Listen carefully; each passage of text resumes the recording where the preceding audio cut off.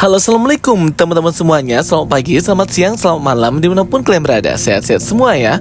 Well guys, di video kali ini kita akan ngebahas tentang Aquaman and the Lost Kingdom, yang dimana sampai detik ini sudah menjadi film paling terlaris DC ya di tahun 2023 kemarin ya teman-teman ya. Setelah beberapa film dari DC Extended Universe DCEU by Warner Bros, itu banyak yang flop ya teman-teman, dan tidak sesuai ekspektasi nih keuntungan yang ingin didapatkan.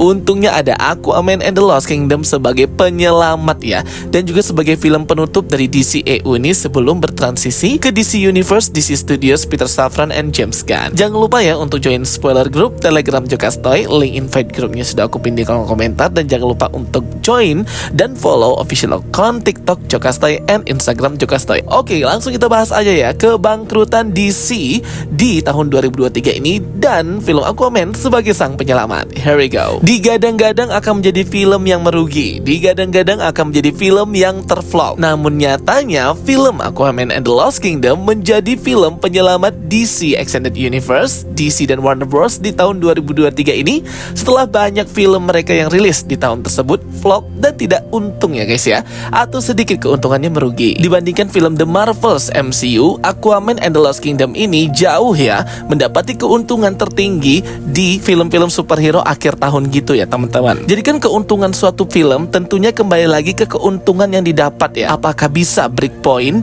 dan mencapai beberapa kali lipat dari budget awal pembuatan film.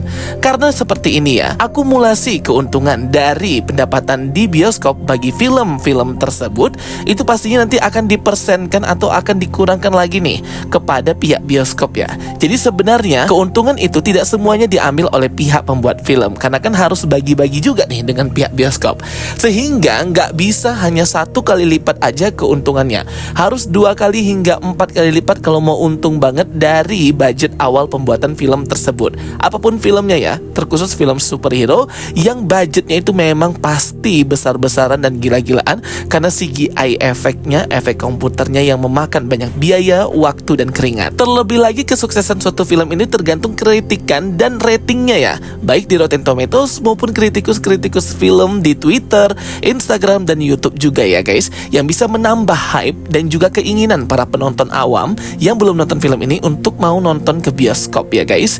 Jadi storyline, cerita itu juga sangat penting, terkhusus bagi aktornya yang si pemeran utamanya itu baik nggak dia ini di mata masyarakat. Apapun ceritanya, siapapun karakternya, tetap ada satu karakter, satu artis yang jadi face atau yang jadi wajah dari si film tersebut ya. Gimana nih track recordnya? Banyak hatersnya nggak? Sama kayak film The Marvels yang memang wajahnya itu Brie Larson yang terkenal banyak hatersnya ya teman-teman, sehingga banyak yang gak suka sama dia. Beda dengan Jason Momoa yang memang merupakan face atau wajah dari filmnya tersendiri, karakter utama, tapi dia fanbase-nya besar, hatersnya sedikit, sehingga banyak yang respect sama dia. Terlepas dari karakter siapa aja yang ada di film itu, karakter sampingan, karakter pendukung yang memang bukan jadi wajah atau face di film itu ya teman-teman. Itu deh 2 komponen paling utama ya yang membuat orang mau nonton film itu, dan tentunya tidak terlalu memperlihatkan agenda SJW feminisme, dan tetap seperti track film superhero pada umumnya, superhero yang dipimpin oleh seorang laki-laki. Itu kan yang paling banyak yang ditonton ya.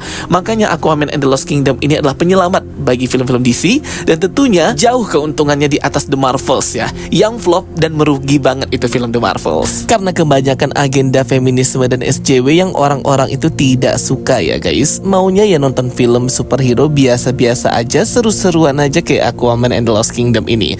Dibandingkan dengan film pertamanya Aquaman 2018 yang mencapai keuntungan hingga 1,1 miliar dolar Amerika, jelas Aquaman and the Lost Kingdom ini pendapatannya rendah banget dibanding dengan film yang pertamanya. Tetapi dibandingkan dengan film DC lainnya di 2023, ini adalah film terbaik dengan keuntungan terbaik. Tentunya kita harus realistis juga ya menyikapi keuntungan ini ya teman-teman. Capek banget pastinya ya membuat film tetapi nggak untung atau sedikit keuntungannya malah merugi kayak gitu ya.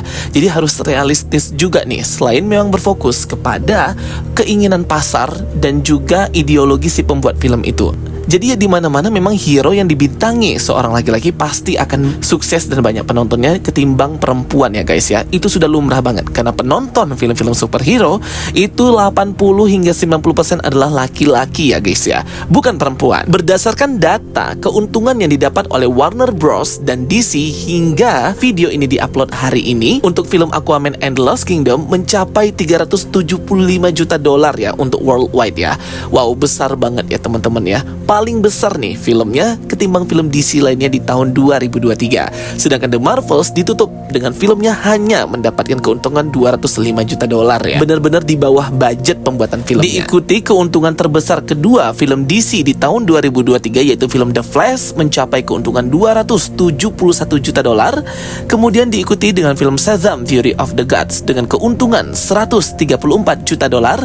Dan yang paling rendah ya film DC di 2023 adalah Blue Beetle yang hanya mendapatkan keuntungan sebesar 130 juta dolar. Ini semuanya akumulasi worldwide ya, gabungan dari pendapatan domestik dan pendapatan internasional yaitu worldwide. Nah, jadi ini yang bisa menggambarkan banget keuntungan dari suatu film ya teman-teman. Yang dapat cuannya paling banyak yang mana? Kasihan banget ya film Blue Beetle ya. Sedikit banget mendapatkan keuntungan di tahun 2023 karena memang karakternya kurang terkenal dan juga ratingnya atau review orang untuk film Blue Beetle ini ada yang jelek banget, ada yang bagus banget, ada yang tengah-tengah, jadi beragam. Jadi sedikit ya seperti itulah filmnya ya guys ya.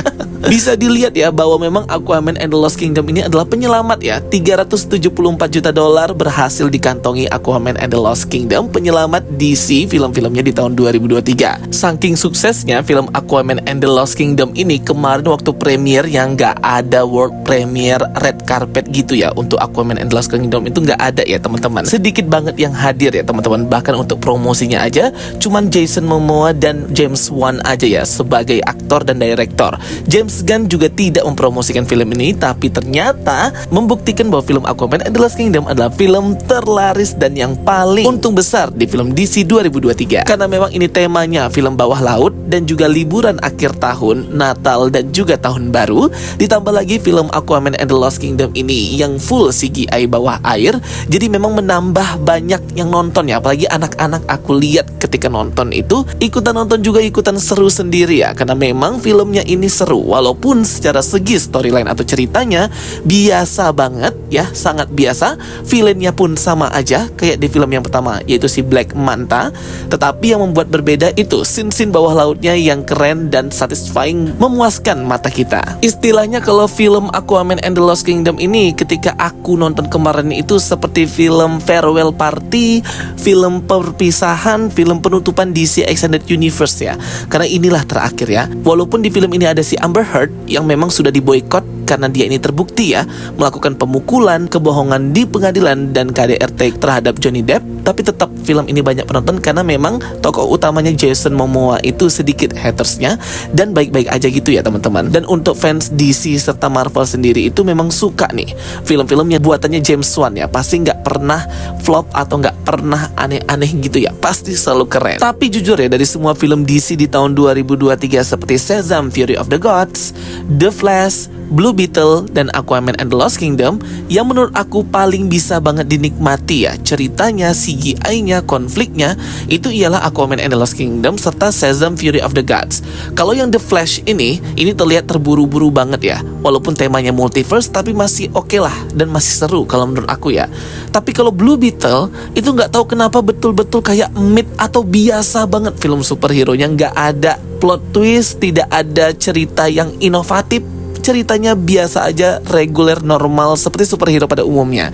Sehingga film Blue Beetle ini kurang nendang kemarin ya teman-teman. Film The Flash bisa sukses ini karena temanya multiverse dan juga banyak nih karakter-karakter DC terdahulu yang muncul di sini, walaupun semuanya dibuat kayak semacam CGI 3D gak jelas gitu ya guys ya. Pemeran utamanya Ezra Miller juga problematik ya, pernah ditangkap oleh polisi karena melakukan pemukulan, juga masih bisa ya, sukses-sukses aja filmnya. Nah kalau Shazam Fury of the Gods, walaupun sedikit pendapatannya, tapi itu film masih bisa dinikmatin dan seru. Aquaman and the Lost Kingdom, baik storyline dan juga ceritanya biasa, tetapi kebantu karena scene-scene bawah lautnya itu ya guys. Jadi menurut aku layak banget sih kalau Aquaman and the Lost Kingdom itu mendapatkan keuntungan yang besar dan penyelamat film-film DC, khususnya DC Extended Universe ya di akhir penutupan dari semesta ini. Oke teman-teman semuanya, jadi itu ya review dan breakdown dari aku untuk film-film yang dikeluarkan oleh DC Extended Universe terakhir penutupan Aquaman and the Lost Kingdom sebagai film penyelamat dengan keuntungan terbesar.